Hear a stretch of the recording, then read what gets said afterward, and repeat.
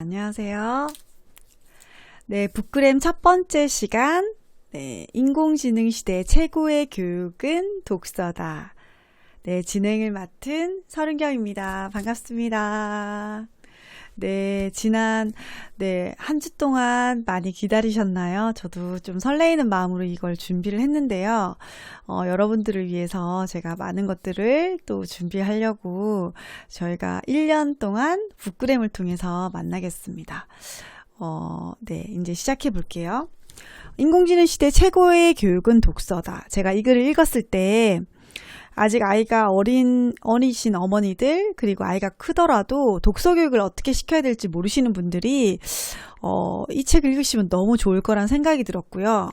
그리고 4차 산업혁명이 진행되고 코로나19가 이제 거의 잠식되는 즈음 뭔가 우리 아이 미래를 위해서 내가 뭔가 알고 있어야 될 때 이 책은 아주 기본적인 베이직한 내용이 될 거예요.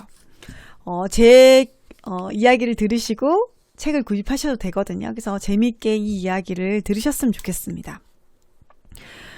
저는 김명희 스폰서님이라고 저희 스폰서님께 이 책을 추천을 받았었는데요. 아메 비즈니스를 한 25년 하시고, 그리고 아이가 3명이 있으신데요. 첫째는 뉴욕대 에이플로 졸업을 하고, 지금 현재 비즈니스 스쿨을 합격하고 미국에 또 아이들 교육을 진행하고 있는 상태고요. 둘째 아이 같은 경우는 또 옷 입는 걸 너무 좋아했었대요. 그래서 그 뉴욕의 유명한 파슨슨에 졸업을 하고 졸업작품 패션쇼에서 정말 퍼스트 무대를 장식한 진짜 멋진 한국의 인재예요. 그리고 그녀는 또 한국을 너무 사랑했기 때문에 현재 한국에서 스타트업 기업으로 패션 브랜드를 지금 열고 있는 거고요. 그리고 세 번째 딸 같은 경우에는 지금 현재 고2거든요. 그리고 제가 봤을 때도 좀 전체적인 어떤 면에서 천재적인 어떤 기운이 있어서 제주도 브랭서몰에 다니다가 현재 클린턴 아시죠? 힐러리 클린턴이 다니던 명문 사립에 합격한 상태. 그런 자녀 교육에 관심 있는 저희 스포너님이 추천해준 책이어서 저도 되게 흥미롭게 이 책을 읽었었고요. 지금 7차 교육과정 창의 융합형 인재 양성에도 굉장히 연결성이 있는 책이라고 생각하시면 됩니다. 그리고 아이가 어린 자녀를 둔 분, 이제 자녀 교육을 시작하시는 분들, 그 시기에 어떤 책을 읽었으면 좋겠다는 거 잘 모르시는 분도 많으시잖아요. 이 책에서 그런 내용이 있고요. 그리고 지금 시대의 다양한 이슈라든가, 그리고 우리가 조금 알아야 될 교육적인 명언들, 신문 자료, 그리고 학자가 검증되어 있는 사례들이 굉장히 많이 나열되어 있거든요. 그래서 지금 현재에 검증되어 있는 어떤 학자와 교육, 그리고 미래 산업에 대한 내용들이 굉장히 쉽게 설명되어 있습니다. 작가 조미상 씨 같은 경우에는 학원 강사로 출발하셔가지고 다양한데 출판업계에 마케팅 교육을 담당하고 있고요. 그리고 2009년에 우리나라 창의융합 교육에 관련된 여러 가지 강연과 컨설팅을 연간 200회 이상 진행하고 계신 분이십니다. 그리고 융합을 알아야 자녀 교육이 보인다. 그리고 융합 인재 교육이 성적보다는 공부 그릇이라는 책. 그리고 세 번째, 인공지능 시대의 최고의 교육은 독서다. 이 내용으로 이 책을 쓰셨다고 생각하시면 돼요. 부모가 세상에 변화를 빨리 알아차리고 자녀를 리드해야 된다는 거. 저도 이 부분에서 굉장히 공감을 하거든요. 나는 몰라, 나는 옛날 교육을 받았어. 이 얘기보다는 내가 지금 시대에 필요한 교육에 대해서 아주 기본적으로 내가 알 수 있는 것들. 여기 마지막 부분에 보면 진짜 엄마가 진정한 멘토라는 얘기도 나와 있거든요. 그래서 그런 것들을 차근차근 읽어드리도록 하겠습니다. 인공지능 시대 최고의 교육은 독서다. 전 세계에서 자녀 교육에서 교육력이 가장 높은 나라는 어디일까요? 네, 다들 그 정답을 알고 계시죠? 세계적인 교육력을 보면 유대인과 대한민국 엄마를 떠오른다는 거죠. 그럼 우리가 생각하는 그 교육열이 있다면 그 교육의 의미는 무엇일까요? 아이가 세상에 나와 한몫 톡톡히 해서 자유롭고 행복하게 살길 바라기 때문에 우리는 조금 더 멋진 교육을 받고 조금 더 나은 삶을 살기 위해서 저희가 교육을 시키죠. 그 교육이 10년 뒤, 15년 뒤, 20년 뒤에도 세상살이를 맞이할 준비가 되어 있을까요? 우리가 그런 생각까지 하는 것들이 필요하다는 생각이 듭니다. 인공지능과 함께 살아갈 수밖에 없는 우리 아이들, 예측하기도 어렵고 준비하기도 어려운 이 세상을 살아가야 하는데요. 그렇다면 우리 아이들이 진정으로 이 세상을 살아가기 위해서 진정한 무기는 무엇일까요? 그리고 꼭 우리 이 시대에 꼭 인간만이 필요한 이 경쟁력이 무엇일까요? 그럼 인간은 무엇을 해야 할까요? 생각해보면요. 너무나 뛰어난 로봇, 과학들이 발전했지만 그것은 인간의 머리에서, 우리 이 머리에서 일어나고 있다는 거죠. 기계와는 달리 인간은 생각하고 상상하고 공유하고 소통하고 비판적인 사고로 새로움을 창조해 나가고 있는데 그건 기계는 할 수 없잖아요. 우리 인간만이 할 수 있는 그것, 우리가 그것을 남다르게 사고하고 상상하고 협력하고 소통하는 그 힘, 그리고 타당성을 따지는 그 비판적인 사고, 기존의 것들을 이용해서 새로운 컨텐츠를 재창조해내는 그 창조성을 가진 그 인간, 그 인간의 고유한 역량을 길러내는 것이 바로 독서입니다. 네, 시작에서 그 정답이 나왔는데요. 끝낼까요? 좀 더 자세히 알아보도록 하겠습니다. 그 독서는 우리에게 유일한 경쟁력이 되고 새로운 세상에 필요한 역량을 기르는 도구이기도 하는데요. 여기서 첫 번째 장에서는 이 변화된 세상, 4차 산업으로 코로나 이후에 이 독서의 의미를 한번 알아보도록 하고요. 두 번째 장에서는 독서를 제대로 배우기 위해서 우리가 어떤 준비를 해야 되는지, 워밍업에 대해서 얘기해줘요. 그리고 세 번째 장에는 여러 가지 장르에 대한 독서 교육이 언제 이루어지고 어떻게 읽어야 되는 방법에 대한 내용들, 그리고 네 번째 장에서는 독서 기술에 대한 스킬, 이 부분도 되게 내용적으로 알찬 내용들이 많았었거든요. 그리고 다섯 번째 장에서는 경쟁력 있는 아이로 거듭날 수 있는 그 방법에서 진정한 멘토는 바로 엄마다, 독서 파트너 또한 엄마다라는 그런 내용들이 나와 있습니다. 제가 오늘 해드릴 부분은 파트 1 그리고 파트 2까지 한번 진행해 보도록 하겠습니다. 파트 1, 융합사회에서 독서의 진화 코드를 이해하라. 지금 시대의 흐름을 파악하는 것은 신문, 뉴스, 빠르게 변화하는 이 모든 것들이 다 개발되어 있는 상태라는 거 알고 계세요? 저도 막연하게 무인 자동차, 그리고 전기차가 나왔을 때 한 2013년도쯤에 그런 얘기를 했을 때 사람들이 굉장히 막연하게 생각보다 빨리 오지 않는다는 얘기를 했었거든요. 하지만 그 5년 전에 제가 미래학자 강의를 들은 적이 있는데요.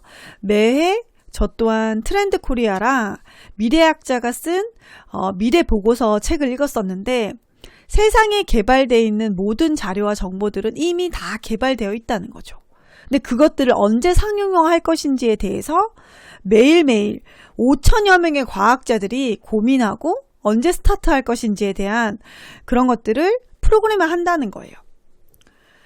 그러면은 이 개발되어 있는 것들이 저는 코로나19를 통해서 굉장히 빠른 속도로 더 빠른 속도로 이렇게 오픈화 될 거라는 생각이 들거든요. 그럼 한번 생각해 볼게요. 누가 기계만큼 근명성실할까? 2018년도에 최고의 부자 18번이나 1위에 올랐던 사람이 바로 마이크로소프트의 빌 게이츠인데요. 그 빌 게이츠를 제치고 아마존의 창업자 조프 베조스가 1위가 된 거예요. 2018년부터 지금까지. 그럼 그 아마존 처음에는 오늘 얘기한 그 독서, 책을 판매하는 인터넷 서점으로 시작했죠. 근데 그 서점이 전 세계에서 다양한 물류들을 판매하는 아마존이 된 거예요. 근데 그 아마존의 물류 창고를 한번 검색해 보세요. 거기에는 사람이 거의 존재하지 않습니다. 거기에는 로봇 키바가 일하고 있습니다. 인간은 생각해 보세요. 8시간 동안 일하기도 어렵고요. 가끔 아프기도 하고 정기적으로 휴가를 줘야 되고요. 근데 키바는 매일매일 쉬지 않고 일하고요. 실수하지 않고 싸우지도 않고 결근하지도 않아요. 그렇기 때문에 모든 업무들이 이 키바라는 로봇으로 바뀌었는데요. 밝음이 있으면 어둠이 있죠. 편리하고 고장나지 않고 계속 일할 수 있지만 물류창고에 일하는 대다수의 직원들은 해고당한 거죠. 한번 또 다른 사례를 볼게요. 일본에서 있었던 사례인데요. 세계 최초의 로봇이 근무하는 호텔이 생긴 거예요. 호텔 프론트에는 공용 로봇이 3개국어, 5개국어까지 구사하고요. 청소 로봇을 청소를 하고 있고, 그리고 로봇 물고기가 헤엄을 치고요. 객실에는 인공지능형 로봇들이 저절로 불을 켜고 TV를 조정하고 있어요. 제가 되게 재밌게 헤어토픽에서 뉴스로 본 적이 있는데요. 코로나19에 최근에 신문 자료에서 보면은 그런 호텔에 있는 로봇들이 굉장히 성행하고 있다는 얘기를 하고 있거든요. 호텔은 정말 서비스가 굉장히 중요한 거고 사람의 터치가 중요한 것인데 로봇으로 바뀌고 있다는 거예요. 제가 최근에 아파트 앞에 있는 레스토랑에 갔었는데 서빙하는 로봇을 만난 적이 있거든요. 굉장히 재밌고 깔끔하고, 그리고 나의 대화에 방해되지 않은 로봇이 제 테이블로 오더라고요. 굉장히 안전하고 편리하게 느껴질 수 있고 재미까지 있었거든요. 그럼 우리나라에는요, 2016년도에 알파고와 이세돌이 세기말에 대결을 했던 거 기억나세요? 이세돌이 딱 한 번 이기고 알파고가 이겨서 이제 굉장히 세계적으로 이슈화 됐던 것들인데요. 왜 하필 우리나라에서 알파고가 바둑 대결을 했을까요? 제가 이걸 좀 느끼한 사실인데요. 그거는 AI, 그 로봇의 시작의 서막을 알리는 광고 효과 같은 거였죠. 그 시기를 기점으로 굉장히 많은 AI에 관련된 프로그램, 로봇들이 우리나라에 쏟아지게 세팅화됐거든요. 그리고 최근에 병원에는 인공지능 의사 왓슨, 빅데이터를 통해서 자기 주도 학습을 하는 딥러닝이 가능한 알파고와 왓슨들이 인간보다 더 똑똑하게 진행되고 있습니다. 여기서 말한 빅데이터는 우리가 메일을 쓰거나 인터넷 검색을 하고 이 디지털 환경에 있는 모든 문자와 영상을 포함한 대규모의 데이터예요. 내가 클릭하고 내가 검색하고 내가 메일을 받은 정보들을 다 모여 있잖아요. 거기서 내가 좋아하는 것이 무엇인지, 내가 어떤 구매를 하는지, 내가 어떤 메일을 클릭하는지 다 알 수 있는 거예요. 그들은 또 24시간 내내 프로그램만 되기 때문에 딥러닝이 가능해요. 컴퓨터가 사람처럼 경험과 학습을 스스로 하고 있다는 거예요. 날이 갈수록 컴퓨터가 아니고 인간 이상의 데이터를 낼 수 있는 그런 도구가 되는 거죠. 이세돌이 인간이 자동차와 달리는 시합을 하는 것과 마찬가지라고 얘기했거든요. 이제 기계가 지능을 가지는 시대가 됐어요. 우리가 하루라도 빨리 변화된 세상을 이해하고 받아들여야 되고, 지금보다 훨씬 더 빨리 지금까지 경험해보지 못한 그 세상, 우리 아이들은 미리 준비해야 돼요. 근데 생각해보세요. 인간은 기계와 없습니다. 그저 더 나은 삶을 위해 기계를 잘 이용하면 되거든요. 그럼 보세요. 2020까지 지금 인공지능 로봇 때문에 일자리가 7만 개 이상 사라질 것이라고 전망을 했어요. 근데 그 시대에 코로나가 터졌죠. 그래서 진짜 수많은 직업들이 없어지고 아마 다시 생겨나고 있거든요. 그럼 우리 아이를 어떻게 키울까 굉장히 막막하거든요. 이런 변화를 막을 도리가 없어요. 그런데 왜 우리는 지금까지 주입식 교육에 매달려 있었을까요? 더 많은 지식을 암기하고 소유하기 위해서 오랜 시간을 투자하고 또 왜 이렇게 많은 돈을 썼냐는 거죠. 존니가 얘기했었잖아요. 우리나라가 1년에 3조가량의 돈을 아이 교육에 투자하고 그 돈이 1년 동안 그냥 싸그리 없어진다고. 왜? 그냥 그 교육에 투자하기 때문에. 왜? 예전에는 지식 소유가 곧 경쟁력이 되었기 때문이에요. 하지만 지식을 소유하는 것은 빅데이터, 컴퓨터, AI가 훨씬 더 많은 지식을 소유하고 공유하고 있기 때문에 거기서 인간의 경쟁력은 완전히 떨어진 거죠. 그럼 지금은 어떤가요? 딥러닝 시스템을 가진 인공지능의 능력을 인간이 따라잡을 수가 없죠. 훨씬 더 그들이 뛰어나기 때문에 네이버가 할 일은 네이버에게 맡기고 우리 인간이 해야 할 일을 우리 스스로 찾는 것이 저는 굉장히 중요하다는 생각이 들거든요. 인간이 정보를 습득을 넘어 그 다음 단계로 넘어가야 되는 거예요. 그럼 그 다음 단계가 무엇이냐는 거죠. 그것은 바로 정보를 연결하고 자기 의도에 맞게 해석하고 그것을 자기만의 이야기로 만들어가고 그걸 스토리로 이루는 거. 그게 바로 스토리텔링. 저는 그 스토리텔링 너무너무 중요하다는 생각이 들거든요. 그 예를 한번 드려볼게요. 우리가 초코파이 광고 한번 기억나세요? 정이라는 어떤 한자 글자가 보이면서 그 따뜻한 느낌. 말하지 않아도 알아요. 그냥 바라다 보. 네, 죄송합니다. 그래서 진짜 그 스토리, 그 이미지만으로도 그 초코파이를 주는 것만으로도 정이 나눠지고 그 초코파이 케이크도 우리가 되게 많이 만들었었잖아요. 우리 학교 다닐 때. 그런 것처럼 그 초코파이 단순히 그 성분, 열량, 효능을 말하지 않아도 그 이미지를 만드는 것이 바로 스토리텔링이라는 거예요. 우리는 태어나서 죽을 때까지 스토리와 타인과 관계를 맺고 있어요. 매일매일 일상은 같지만 특별한 스토리로 여기저기에 있거든요.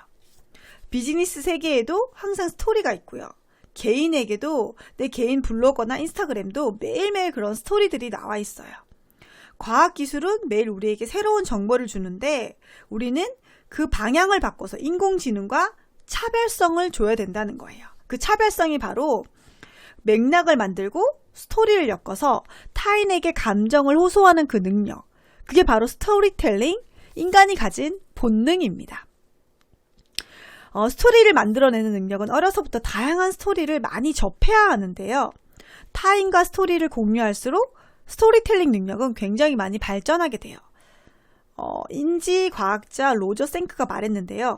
인간은 선천적으로 논리를 이해하는데 이상적이지 않다. 인간은 선천적으로 스토리를 이해하도록 만들어졌다. 저도 굉장히 이 말에 공감하는데 혹시 뭐 제품을 구입하거나 전자기기를 살 때 매뉴얼 잘 이해되시나요? 전 사실 이해가 안 돼서 잘 읽지를 않거든요. 근데 드라마의 내용 어떠세요? 밤에 자기 전까지, 그 다음 날까지 1년이 지나도 그 스토리와 장면들은 잊혀지지가 않죠. 그게 바로 스토리텔링의 힘이라는 생각이 들거든요. 2015년 그 교육과정이 창의 융합교육이라고 했는데요. 우리 아이들이 살아갈 세상은 인류가 한 번도 체험해보지 못한 생태계라는 거죠.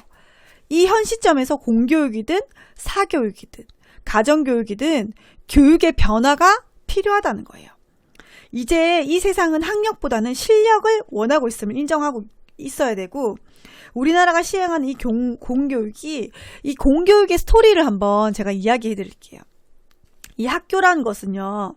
당시 후진국이었던 프로이센 그 예전에 러시아예요. 그 강대국으로 발돋움하기 위해서 군사력과 경제력을 키우기 위해서 전략적으로 만든 기관이 바로 학교였어요. 그 학교는 군인과 공장에서 필요한 노동자를 양성하기 위해서 만든 기관이에요. 학교는 표준 매뉴얼에 따라서 정해진 일과 시키는 일만 잘할 수 있도록 교육하는 것이 목적이었습니다. 그게 바로 주입식 교육의 시작이었는데요. 학교는 주입식 교육을 통해서 스스로 생각할 수 없는 그냥 시키는 것을 그 시간에 제때 하는 그 매뉴얼대로 하는 그런 교육들을 했는데요. 그래서 영국의 의무화 교육, 공교육 제도로 되었고 일본이 그 프로이센의 학교 교육을 그대로 받아서 우리나라에 정착을 시켰고요. 미국은 그 영국의 공립교육을 그대로 자국의 공립학교를 우리나라에 전파한 거예요. 근데 미국에도 공립학교가 있고요. 명문, 사립이 이렇게 나눠져 있거든요. 그런 것처럼 우리나라에 들어온 교육은 미국의 공립교육 형태로 들어왔다는 거예요. 근데 지금 디지털 세상에 태어난 아이들은 개성이 너무 다양하죠. 그냥 한 가지 TV 채널을 보는 게 아니고 자기가 좋아하는 유튜브 채널을 보죠. 협력과 소통의 그 문화가 대세가 되는 이 세상에서 주입식 교육은 아이들에게 굉장히 맞지 않죠. 그냥 좀 지루하고 따분한 교육처럼 느껴지는 거죠. 창의 융합교육, 지금 현 시대 이 교육, 7차 교육과정에 대한 교육에 대해서 제가 3가지 특징에 대해서 말씀드릴게요. 7차 교육과정에서 초등교육은 바른 생활, 슬기로운 생활, 즐거운 생활로 통합교육을 제가 하고 있어요. 그래서 그 교육 프로그램대로 저희 아이들도 이렇게 교육을 받고 있는데요. 그 교육의 첫 번째 특징, 연결성입니다. 그냥 내가 알고 있는 그 이야기들, 정보들을 얼마나 다양하게 연결할 수 있느냐. 근데 그 연결된 것이 자기의 맥락에 맞춰서 스토리가 될 수 있느냐. 학년이 올라갈수록 과목으로 분리되는 것 같지만 한 가지 주제로 끊임없이 맥락에 맞는 이야기를 하는 거죠. 봄, 여름, 가을, 겨울. 봄에 하는 놀이, 또 봄이 주는 느낌, 봄이 주는 노래, 봄에 할 수 있는 것들, 뭐 기타 등등등. 여름이 느껴지는 어떤 이야기, 또 여름이 할 수 있는 놀이, 또 여름이 발달된 나라, 뭐 기타 등등등. 그런 어떤 한 가지 주제로 여러 가지 맥락이 이렇게 연결된다는 거죠. 그런 것들을 잘 연결하고 통합하는 걸 잘하는 것들이 필요해요. 그리고 두 번째는 실용성입니다. 실용성이 곧 경쟁력입니다. 정보를 이용해서 아이디어로 제품, 작품, 실용화되는 게 굉장히 의미가 있는데요. 제가 브랭서몰 제주국제학교 투어를 가고 그 브랭서몰에 다니는 친구들한테 들은 얘기인데 수업의 공부가 끝나고 난 다음에 넌 이걸 통해서 어떤 것을 만들어내고 싶어, 어떤 것을 실용화하고 싶은지에 대한 것을 끊임없이 이야기하는 것을 봤거든요. 그러면서 그들이 만들고 이야기했던 것들을 학교 곳곳에 만들어 놓은 것들도 봤었어요. 내가 배운 그 지식을 어떻게 무에서 유를 만들 수 있을지에 대한 생각들을 끊임없이 던져보는 거죠. 그런 생각과 교육들을 해주는 것들이 또 필요합니다. 그리고 세 번째는 창조성입니다. 내가 알고 있는 지식을 실용적으로 새로운 것으로 창조해내는 것. 인공지능과 차별화되는 인간의 역량이라는 거예요. 무에서 유를 창조하는 건 굉장히 어려울 수 있잖아요. 하지만 재편집, 재해석, 재명명하는 것들이 바로 창조성이라는 거예요. 제가 지금까지 얘기했던 연결성, 실용성, 그 창조성 이 세 가지 본질을 기본으로 해서 협업하고 소통하고 공감하고 비판적 사고력, 그 창의적인 어떤 역량을 두는 것이 교육의 목표입니다. 그럴 때 가장 중요한 것이 뭐냐면 내가 이것에 대해서 어떻게 생각하는지 나의 생각, 의견, 질문, 대화, 비판적 태도, 그리고 호기심, 그 탐구심 등을 끊임없이 개발해 나가야 되는 거예요. 그럼 현재 코로나19 이후에 우리가 의식주 문제와는 또 다른 차원의 문제들을 우리들이 압박해 나가고 있죠. 예전에 우리 지진이라든가 해일, 그리고 미세먼지, 출산율 하락, 코로나 바이러스, 과거에 나타나고 있지 않은 새로운 문제들이 굉장히 많이 일어나고 있어요. 예측하지 못했던 문제가 수시로 등장하는데 정답을 외우는 것이 어떤 의미가 있을까요? 그런 문제들을 어떻게 잘 판단하고 어떻게 실용적으로 실용화해서 어떤 결론을 도출해서 창의적으로 재조합하는지 이제는 부모에게, 교사에게, 상사에게 정해진 답을 구하기보단 각자의 방법으로 서로 협조하고 새로운 문제를 해결해야 합니다. 우리나라 학교에서 선생님이 가장 많이 하는 말이 무엇일까요? 조용히 해, 제자리에 앉아, 떠들지 마.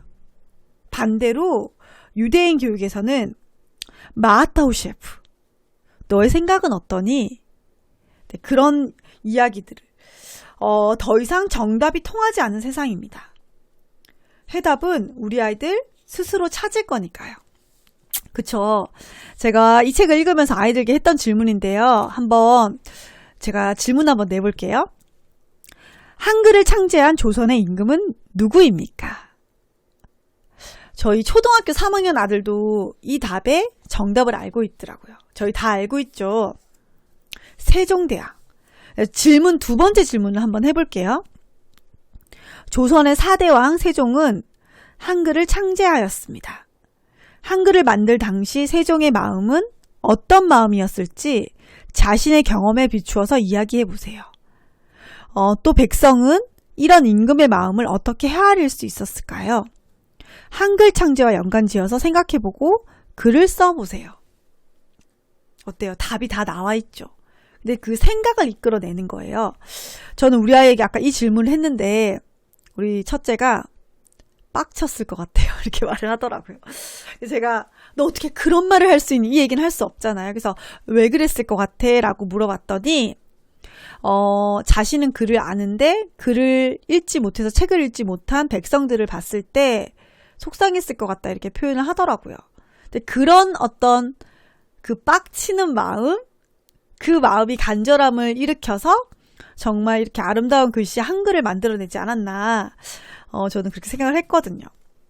그래서 세종이라는 그 인물에 대한 정보, 사람의 마음과 공감하는 능력들을 맥락적으로 해석하는 것이 바로 스토리텔링에서 필요한 것들이라는 거죠. 너의 생각은 어떠니?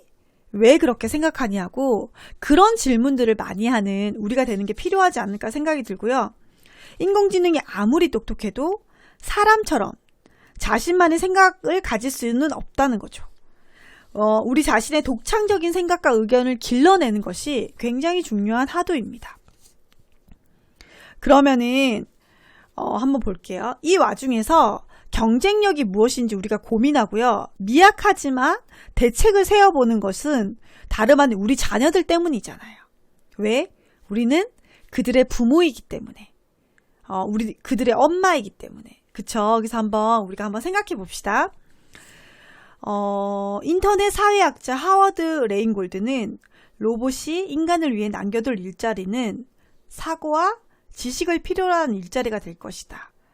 여기서 말한 지식은 맥락적인 어떤 의미를 이해하는 것을 이야기할 텐데요.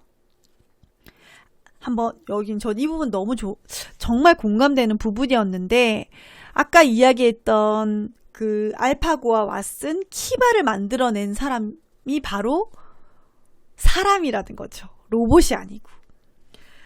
여기서 우리는 인간 고유의 역할을 찾아낼 수 있습니다. 인간만이 유일히 상상하고, 생각하고, 느끼고, 협업하고, 소통하고, 공유하고, 창조해낸다는 거죠.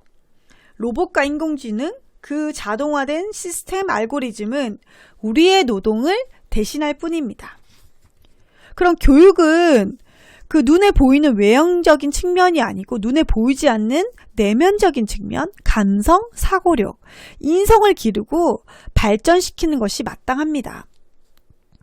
독서는 취미도 선택도 아닙니다. 기계에 대처하지 않을 우리의 유일한 길이고요. 21세기에는 책을 읽는 사람과 책을 읽지 않는 사람으로 계층이 나눠질 것이다. 바로 이렇게 끊임없이 사고가 발달되는 것이 바로 독서이고요. 그 독서 교육에 대한 이야기를 오늘 하는 겁니다. 그럼 자신의 생각과 의견을 도출하는 능력은 꾸준하게 훈련이 필요하거든요. 저희도 사실 쉽지가 않아요. 끊임없이 어떻게 생각하니? 넌 어떻게 생각했어? 이럴 땐 어떻게 생각해보는지 우리가 함께 생각해보자. 이렇게 하는 것처럼 한번 그런 능력을 꾸준하게 훈련해야 되는데요. 그래서 프레젠테이션 능력으로 발전하게 됩니다. 생각보다 현대인들은 깊이 생각하지 않거든요. 단순하고 보이는 대로 생각하거든요. 노출되지 않으면 존재하지 않다고 생각할 정도예요. 그래서 자신을 노출하는 것들이 굉장히 필요한데 내 생각을 스토리텔링 하는 거, 그리고 비즈니스 관계에서도 프레젠테이션 할 수 있는 잘하는 그 능력이 굉장히 중요한데 그것이 바로 독서라는 거예요. 그래서 무엇보다도 어떻게 읽을지가 되게 중요한데요. 근데 그런 부분들을 제가 이야기해 드릴게요. 우리가 무엇을 어떻게 읽을지 보세요. 우리가 건강하게 오래 사는 법에 관심을 가질 수밖에 없어요. 왜? 인간의 수명이 굉장히 늘어나고 있는데 근데 그 늘어나는 것을 아프게 골골이 아니고 건강하게 사는 거죠. 그렇기 때문에 건강기능식품에 대한 정보는 너무 많죠. 그 정보 중에 하나가 효능인데요. 그 효능이란 좋은 결과를 나타내는 거예요. 근데 우리가 여러 가지 그런 효능에 대한 이야기들을 하는데요. 근데 그 효능이 우리가 무엇을 먹느냐보다는 아무리 좋은 효능이 있더라도 어떻게 먹느냐가 중요한 거랑 같은 이야기거든요. 그럼 내가 어떻게 독서할 것인지에 대해서 한번 얘기해 볼게요. 책을 많이 읽어도 깊은 사고와 통찰이 없는 경우에는 독이 될 수 있는 거예요. 그게 무엇이냐면 책에서 정보 위주로 계속 지식을 습득하잖아요. 그럼 좀 똑똑해질 수 있죠. 남들과 많은 정보를 습득할 수 있지만 인간이 유일하게 할 수 있는 창조적인 생각, 창의적인 생각, 내 생각을 스토리텔링 할 수 있는 것들이 부족하면은 또 착각과 오류에 빠질 수 있거든요. 그래서 그런 부분을 어떻게 할 수 있을지에 대한 생각들을 끊임없이 해보는 것이 필요합니다.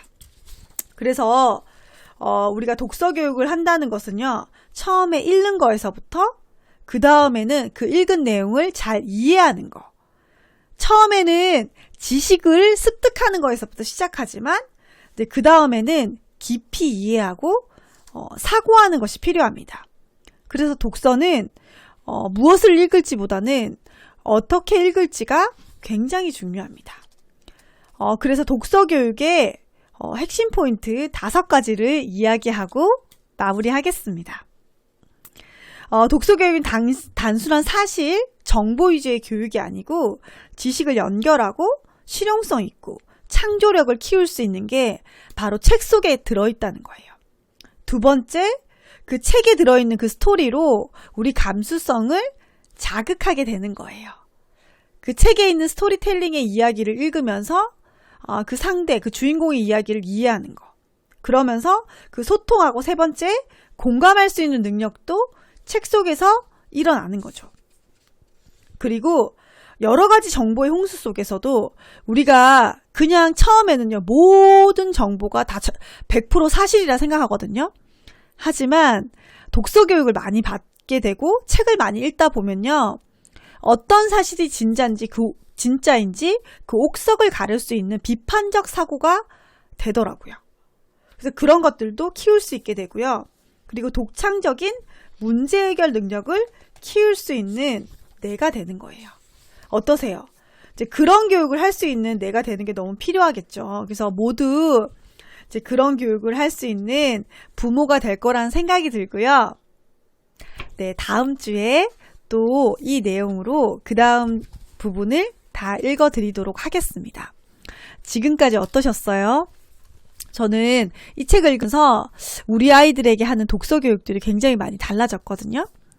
하루에 몇 권을 읽느냐가 중요한 것보다는 그 책 속에서 어떤 공감을 이끌어내고 어떤 생각을 새롭게 하게 됐는지를 정말 우리 애들이 느끼기에 잔소리가 아닌, 엄마가 어떤 정보를 습득하기 위한 게 아닌 공감의 마음으로 많이 얘기를 나눴던 것 같아요. 그래서 그런 교육을 할 수 있는 우리 부모가 됐으면 좋겠고요. 제가 여기 북그램이란 주제로 엄마 교육, 건강, 돈의 흐름, 그리고 자기계발 이렇게 파트를 나눠서 저희가 주제별로 이렇게 저희가 책을 읽어 드릴 거예요. 네, 그 내용이 첫 번째 시간이 인공지능 시대에 최고의 교육이 독서다라는 어떤 주제고요. 매일 두 번째는 매일 아침 1시간이 나를 바꾼다. 이 내용으로 저희가 얘기하게 되는데요. 네, 어떠세요? 이 재밌는 내용 너무 기대되지 않나요? 제 얼굴이 이렇게 가려졌는데 제가 네 이렇게 재밌는 이야기들 매회 지속될 거니까 기다려 주시고요. 다음번에도 네, 꼭 이 시간 10시에 만나도록 하겠습니다. 네, 다음 주에 또 봬요. 안녕. 너무너무 좋았습니다. 안녕. 네, 이 책 추천합니다.